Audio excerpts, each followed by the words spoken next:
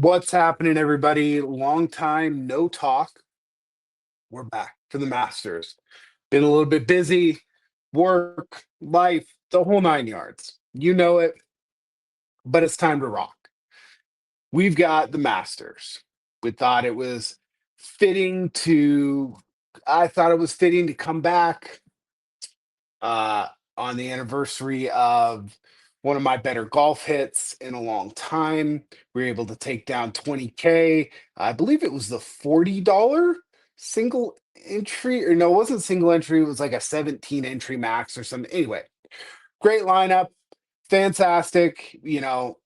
Interestingly enough, a lot of people in that lineup are a lot of people who everybody's talking about this week, right? Um, it's very funny when I went back and looked at the lineup. I just wanted to say, hey, what similarities, what differences? We obviously had Rory who won, Justin Thomas, who's obviously, had some battle injuries, but looking okay. I'm interested to play him this week. We've got Batia, who's obviously continued to show that, you know, wasn't great at the Masters last year, but was still in the winning lineup that took down 20K for me. Had a nice Sunday when conditions were kind of tough out there. Patrick Reed, Justin Rose, and good old Michael Kim, who is rounding into form. Not thrilled that good old Mike Kim had that nice little second place at in Houston this past week, but still only $6,700. I believe only a $200 lift from what his price was last year at 6,500, and looks to be maybe lower owned than he was last year versus the projections right now. So really interesting. Going to definitely go over my betting card, what I have in so far. Um, I've got some good leans. I'll go over. I know people a lot of people play Masters pools as well. A few of my friends are hitting me up about it, so I'll kind of go over my picks based off of what's on Masters.com.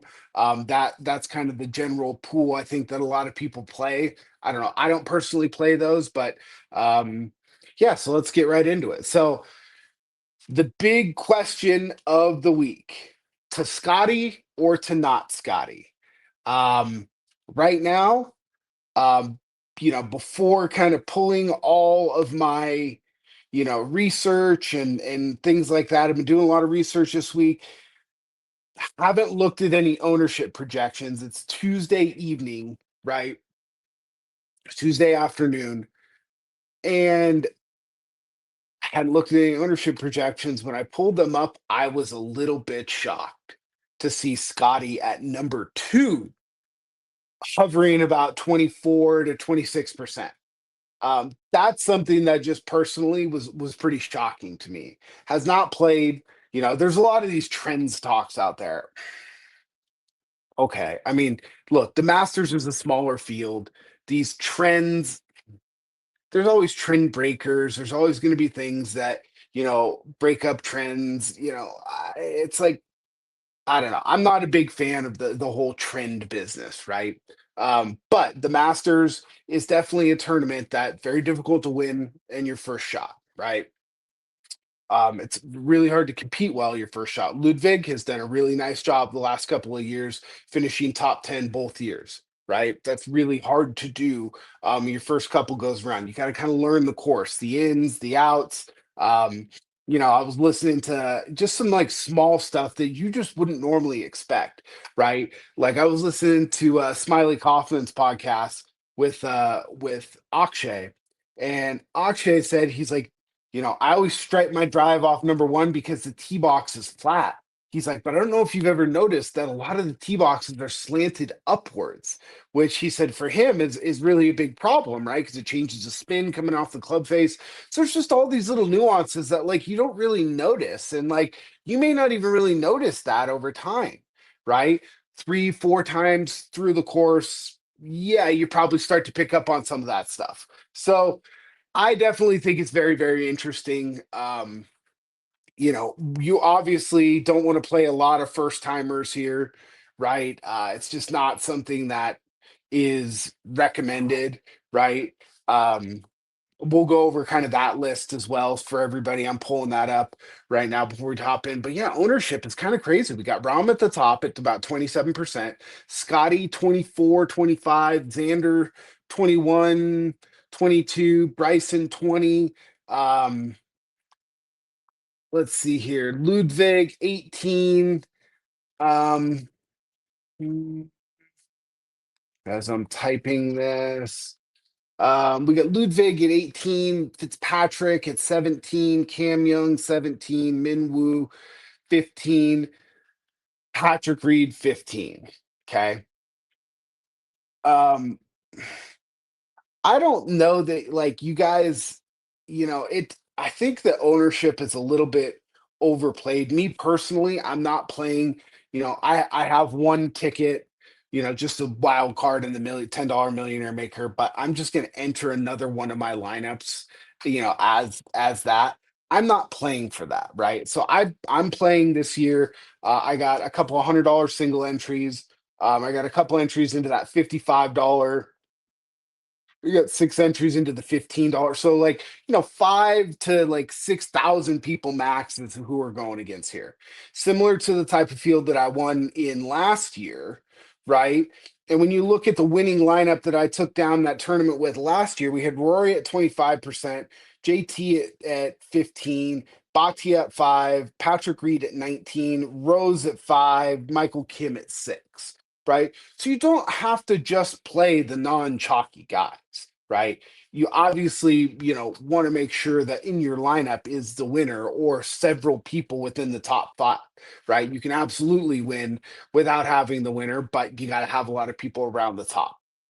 So that's kind of how I'm approaching my lineups. The overall roster construction, with Scotty being 24 to 26% in single entries, he's probably going to be a little bit higher.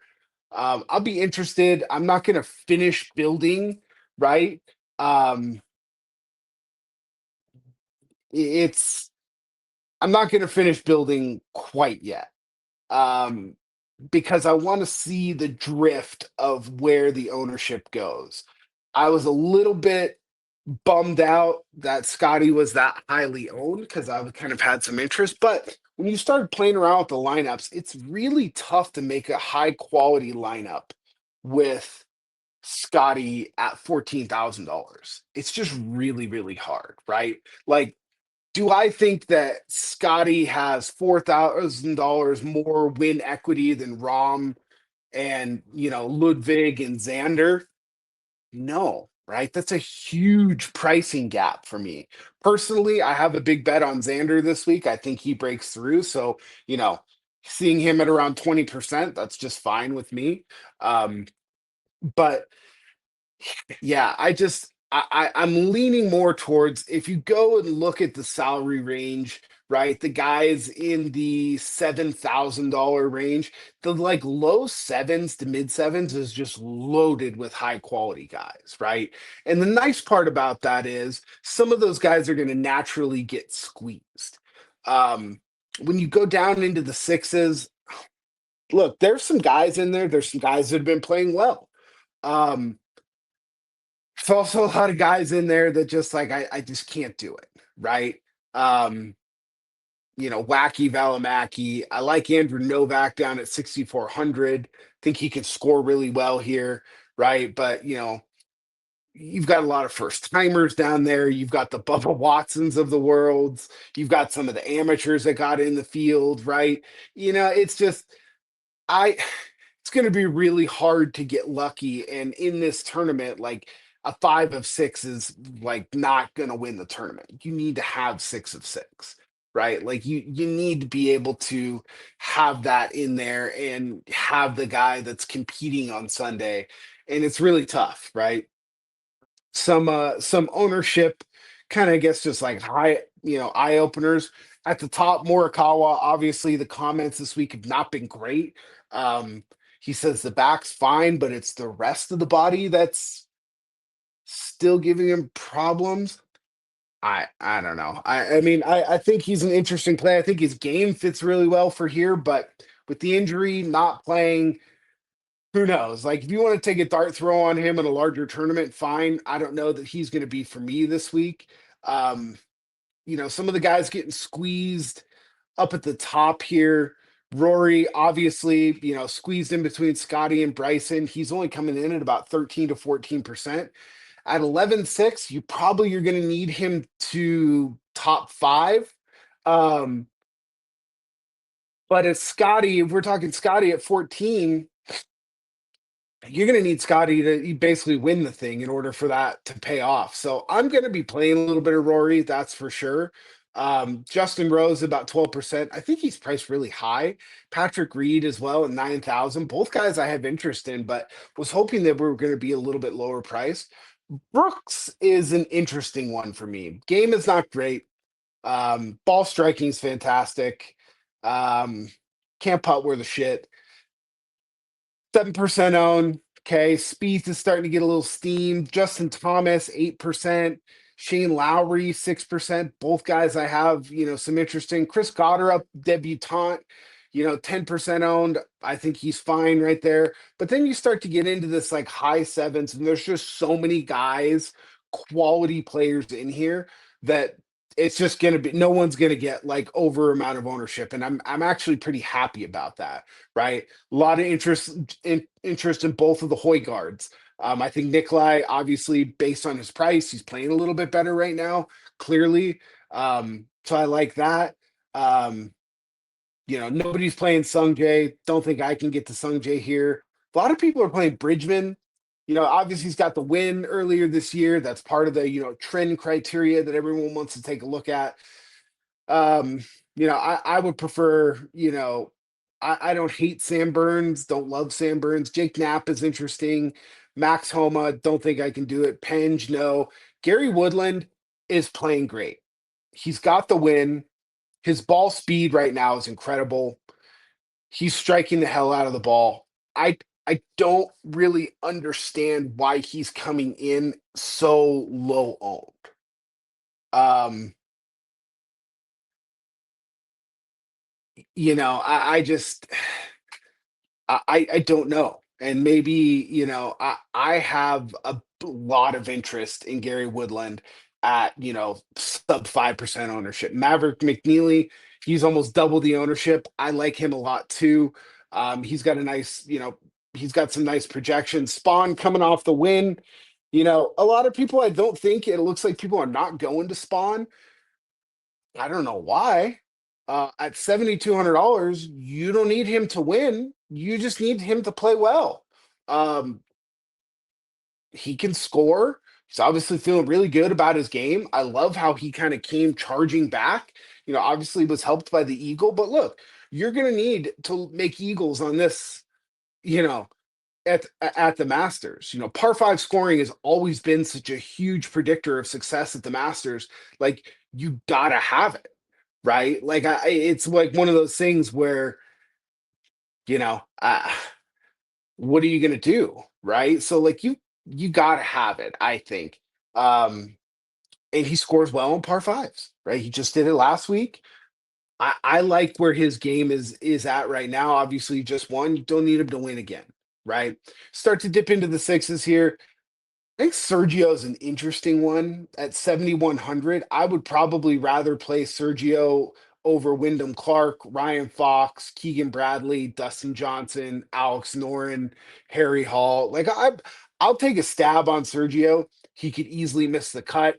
I'm not going to have a lot of them, but at 2% owned, you don't have to have a lot to be over the field in your total overall exposure. Rasmus Højgaard is definitely a guy I'm going to be on. Um, Ryan Gerard, man, I wish he would have played last week. I get that he's played a lot of golf, really, grinded in the offseason, went to Mauritius, which is on the DP World Tour, which is an island off of the coast of Africa, out by Madagascar, and went out there specifically in the fall season to win, to get into the Masters. He's a grinder, right? Um, Kurt Kitayama is starting to carry some ownership. Not a huge fan of that. I'll absolutely be playing Michael Kim. Played him last year, helped me win 20 grand. Um, he almost won last week or got himself into playoff. Playing very, very well. He's great to listen to on Mayo's show. If you listen to some of the things that he talks about, this is the time of year when he says his game really rounds into form, right? And he did a great, him and Pat did a great like hole by hole setup, and he talked about, hey, I've learned this over the year. I've learned that over the year. He's one of those guys that, at $6,700, I thought after his second place finish last week, he was going to be a lot higher owned. Like I was expecting him to be close to 10% owned. He's right now 4 to 5. So, it's just one of those. There's not a lot more people down there. Okay, let's go to the guys playing for the first time. In the betting market, these guys are probably a cross off, right? But in DraftKings, they're absolutely not. So Michael Brennan, Jacob Bridgman, I'm not going to talk about the AMs because I have no idea who these people are. Ryan Gerard, Gotterup, Ben Griffin, Harry Hall, Casey Jarvis, John Kiefer, Rasmus Neergaard Peterson, Novak, Penge, Wrighton, Sam Stevens, and Wacky Velamaki. Okay, so those are the guys who are playing for the first time. Um, I wouldn't go crazy on those guys. I don't have any outright bets on those guys. Um, yeah, I don't really know what else to say outside of that, right? So we'll see. I mean, there's some names in there. I really, really like Goddard up this week. I really like his game. Be interested to see how well he performs. Bridgman's another interesting one. He's gaining a little bit too much ownership for me. Um, Nearguard Peterson, I thought about. I think his length could probably help him. He could be a kind of like a Bryson dupe. Novak is somebody I'm definitely interested in that I'll be playing this week. But those are probably, I'll say Gotterup, Bridgman, Nearguard Peterson, and Novak are probably the guys of the first timers that I'm going to be interested in playing. Some of the other guys just I don't think can quite get there, right? So yeah, so just some guys that I'm gravitating towards early just because of how I like their game and how their game sets up, right? I built a few lineups. I always like to build a few lineups early and just kind of through the feel of like what I'm thinking, right? And then continue to build throughout the week. Obviously, I love Fitzpatrick. I love Bobby Mack. I love how he's rounding into form, right? The ownership certainly is, palatable at 13 to 14%. Think Batia is going to be, a core foundation of my lineups. I don't love that he went over to the Hero in India. He's sponsored by Hero. I get it. It's just one of those things I wish he probably would not have done it. From the top, my favorites from the top are going to be Rom, Xander, and Ludwig. Those are going to be my three guys, let's say from, 9,000, 9,500 and above. Or really, I mean, I'm not playing a lot of Cam Young. I'll probably play a little bit of Tommy. Um, I don't think I'm playing Morikawa. I don't think I can do it. So, from 9,000 and above, for me, it's Xander, Rom, and Ludwig.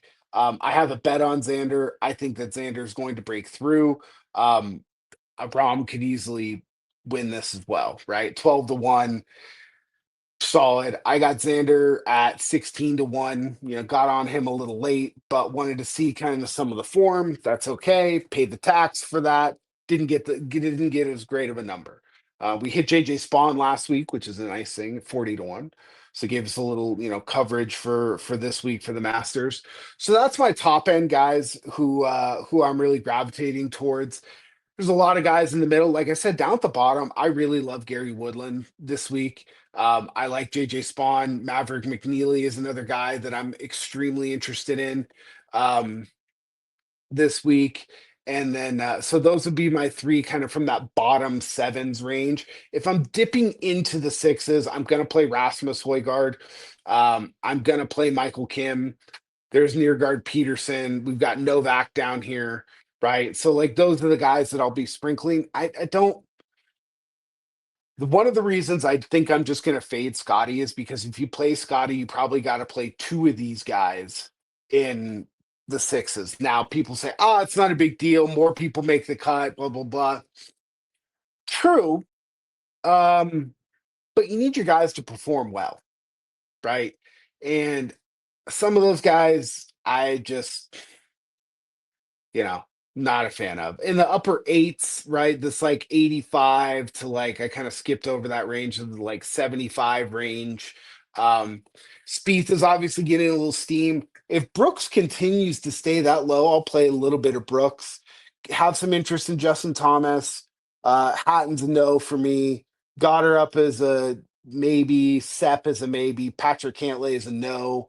Henley, been going back and forth on. I'd probably rather play Batia to be honest with you, but Henley will be fine. Siwoo's probably just a no for me. I don't think his putting. He's just a terrible putter. But then again, you got Corey Connors right under him at 7,700. He can't putt. He always plays well here. His course history here is unmatched. He always competes. He's a guy who just knows the course, right? Minwoo's probably a no for me. His iron play. Jason Day, don't really know what to do with. Ben Griffin's a no. Nikolai Hoygaard, I'll have a lot of like him, that's for sure. Cameron Smith, not playing well on live. But would I rather play Cameron Smith over a Jacob Bridgman at 7% less ownership? Probably, right? The problem is just not rating out great right now. Jake Knapp's playing well. I think he's a good play. 12% owned. Everybody else does too. Homa, no. Harris English, no. Marco Penge, no.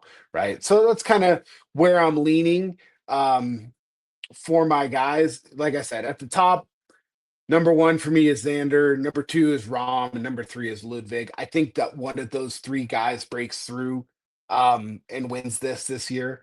Um, I don't think it's inconceivable that Rory could win back to back. I think that Fitzpatrick's game has probably never been, more on form. He does a lot of great things. He needs to do them all together in 1 week. You know, the last tournament he won at Valspar, putted terribly, right? Had to make a few key putts coming down the stretch, but like Pat talked about on the show the other day, if he could putt like just even with the field, he wouldn't have had to make those putts. He probably wins the tournament by 7 strokes, right? So it'll be interesting to how he sees out there. Bobby McIntyre, obviously a lefty, played well last week. Definitely was expecting higher ownership from Bobby Mack. Um, so, I'll probably split my exposure in that high eights range between Fitzpatrick, Bobby Mack, and like Spieth and Brooks, or like Spieth and JT. That's kind of what I'm thinking. Right. All right. Outright bets. I have Xander at 16 to 1. And then I got a bunch of guys. I didn't spend a lot of money on outrights so far. I'm going to wait to see if I get any good live numbers on a few guys. I missed the boat on a few. I did get Bhatti at 40 to 1 a little bit before. Bobby Max down to like 22 to 1. I did get him at 40 to 1. I've got Maverick McNeely at 100. Gary Woodland at 100 to 1. Um, skipped over Nikolai here. I got Nikolai Hoygaard at 75 and 60 to 1. I went back in on him at 60. I really like his game. Yeah, I just think it's good. I bet Nikolai. So I bet Rasmus because they're twins. Rasmus 150 to 1, little sprinkle on a bomb there. So, some bombs north of 100. I've got Gary at 100 to 1, Mav at 100 to 1, Rasmus at 150 to 1. Got Michael Kim at 275 to 1. Who knows? And then I got Sergio with just some fun money at 250 to 1. The guys that I am most focused on obviously are Xander, Bobby Mack, Batia. I think those are the three guys, right? Like their numbers. I like other guys too. We talked about them in DraftKings, right? I just missed some of the numbers, so I'm probably gonna wait for a better number live on some of these guys to see if I can get it. Okay. Some other bets I have in, I've got Nikolai Hoygaard, first round leader at 55 to 1. That was kind of a weird number. I got Maverick McNeely, first round leader at 110 to 1. And then I have Gary Woodland, a first round leader at 88 to 1. So some weird numbers there. So if you're playing in the Masters pool right? Buddy texted me earlier, hey, I'm in the office pool. What do I got? So on masters.com, you got to pick players from these categories. You got to pick a past champ, a US player, an international player, a first time player, and a wild card. Okay. So I gave him Rom, Xander, Ludwig, Gotterup, Nikolai Hoygaard, right? And he came back and said, hey, instead of Nikolai, should I do Scotty or Rory? The wild card pick is the whole field. I told him, look, if you don't want to get crazy with Nikolai Højgaard, he's not a self-inscribed golf addict. He has no idea who Nikolai Højgaard is. Don't blame him. Like, he just started with a new company, trying to assert dominance in the field, in the office, winning the Masters pool.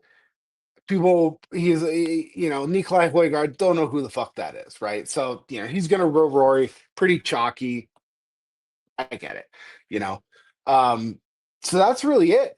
In a nutshell, number one, I would say pay attention to data more than trends when you're betting, playing DraftKings, right? These trends of who can win and who can't win and all this other shit. I mean, you know, uh, I I think it's a little hokey. I pay attention to recent form, course history, data, right? Those are the three big ones at this tournament, right? In my model that I made, it interestingly enough has, oops, that is not the right one. Let me go to my model.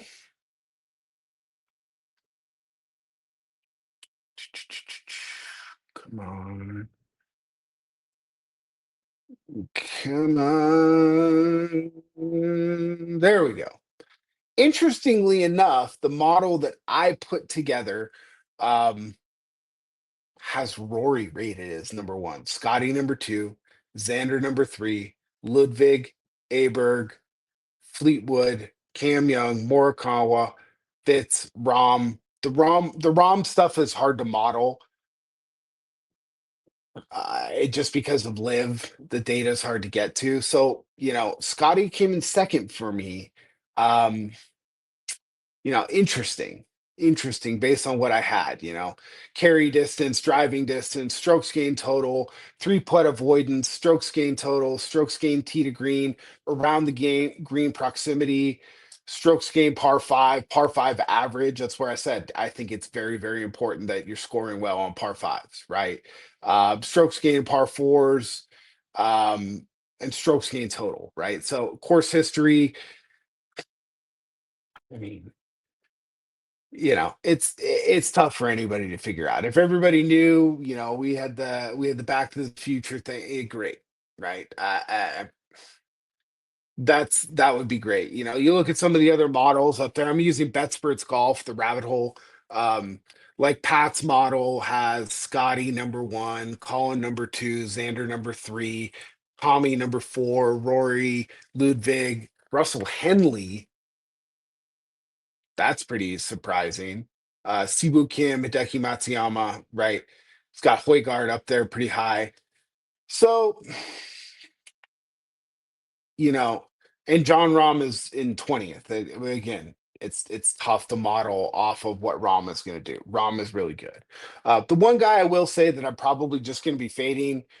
We talked about it with Scotty. I do not think I'm going to play any Bryson. If I play Bryson, I'm going to play him in one lineup, and I'm going to play him in a lineup with Rom. That'll be my only Bryson situation that I'll be playing. So yeah, that'll be about it. Follow along. If I've got a good sweat going, I'll post it on Twitter. Hopefully you guys out there listening also will have a nice sweat. Using some of this data. There's a lot of good content out there. I'll say one thing. Uh, Pat Pat did a really nice job. Pat Mayo and the crew did a really, really good job of building a lot of different informational content, not just like picks and like all this other stuff, right? So if you go through the next day or two and want to listen to that stuff, I've kind of been listening every day as it comes out. I've been enjoying that type of content, not just like the hot take, like here's the list of 5 people that can win the Masters, and only these 5 people can win. It's like, right, we all know that's not true, right? Like anybody can win. The likelihood based on these weird trends is, again, not neither here nor there. So we're at about 30 minutes. That's all I wanted to do. Thank you guys very much.